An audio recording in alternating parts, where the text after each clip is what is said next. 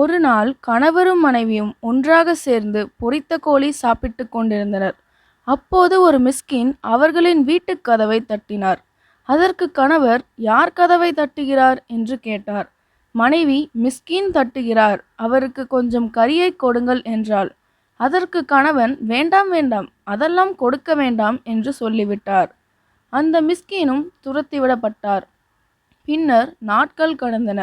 அந்த கணவர் வறுமையில் சிக்குண்டு தவியாய் தவித்து அவரும் மனைவியையும் தலாக் விடும் அளவுக்கு நிலைமை ஆயிற்று.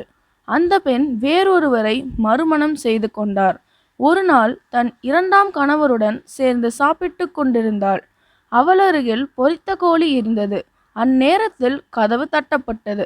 அப்போது கணவர் மனைவியிடம் சொன்னார், மிஸ்கின் வந்திருப்பதைப் போல தெரிகின்றது, இந்த முழு கோழியையும் அவருக்கு கொடுத்துவிடு என்றார்.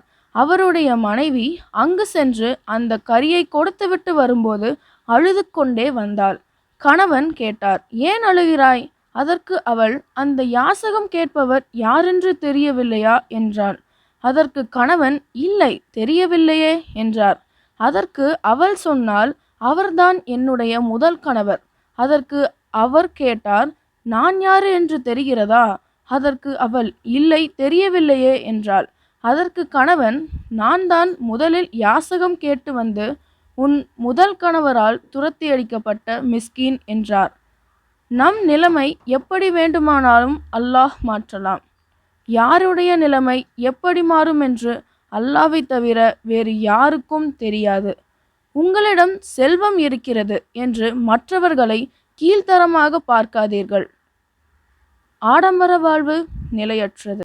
அல்லாஹ் பெரியவன். அஸ்ஸலாமு அலைக்கும் வரஹ்மத்துல்லாஹி வபரகாத்துஹ். இந்த வீடியோ பிடிச்சிருந்தா லைக் பண்ணுங்கள், கமெண்ட் பண்ணுங்கள், ஷேர் பண்ணுங்கள், மறக்காமல் சப்ஸ்கிரைப் பண்ணுங்கள்.